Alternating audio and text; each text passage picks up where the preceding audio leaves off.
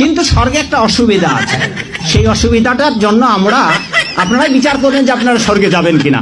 স্বর্গে, সঞ্জয় বাবু, স্বর্গে একটা অসুবিধা আছে, সেটা হচ্ছে কি, যে যেই পরিমাণ আপনার ক্ষুধা লাগবে স্বর্গের দেবতারা এই পরিমাণ আপনাকে খেতে দেবে না।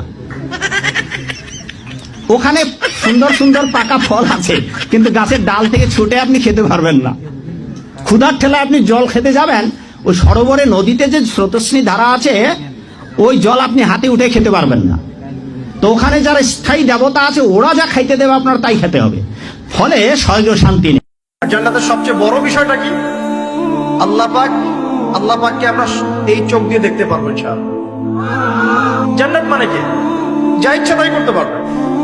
জান্নাত মানে কি? আপনি চাচ্ছেন আল্লাহ আমি এখন একটা খামর চাই, শরাব আপনার সামনে হাজির, চিন্তা করার সাথে সাথে। জান্নাত মানে কি? আল্লাহ আমি আপনাকে দেখতে চাই, আল্লাহকে আপনি দেখতে পারবেন। জান্নাত মানে কি?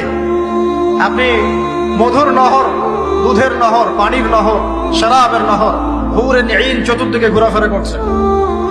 একজন নিম্নমানের জান্নাতি, মানে সবচেয়ে শেষের দিকে যারা জান্নাতে যাবে, তাদের সাথেই দুজন করে হুরে নিন, আহাল পরিবার তো আছেই, গিলমান পানপাত্র নিয়ে চারপাশে ঘোরাফেরা করবে। জান্নাত মানে কি? যেখানে যা ইচ্ছা তাই করা যাবে, বলার কেউ নাই, বাধা দেওয়ার কেউ নাই, সেখানে কোনো মৃত্যু নাই, সেখানে কোনো অহেতুক কথাবার্তাও নাই, কোনো গান গল্প নাই, কোনো মিথ্যা নাই, কষ্টের ক্লেশ মাত্র নাই। থুতু ফেলতে হবে না। জান্নাত মানে থুতু ফেলতে হবে না। জান্নাত মানে হাঁচি হবে না, নাক ঝাড়তে হবে না। জান্নাত মানে ইস্তেঞ্জা, পেশাব পায়খানা করার টেনশন নাই।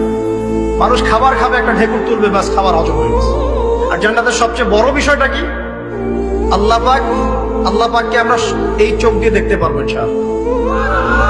আর তার সমকক্ষ একটা বিষয় হচ্ছে, আল্লাহ পাক বলে দিবেন যে আমি তোমাদের সবার উপর সন্তুষ্ট হয়ে গেলাম, যাও কোনোদিন অসন্তুষ্ট হবে।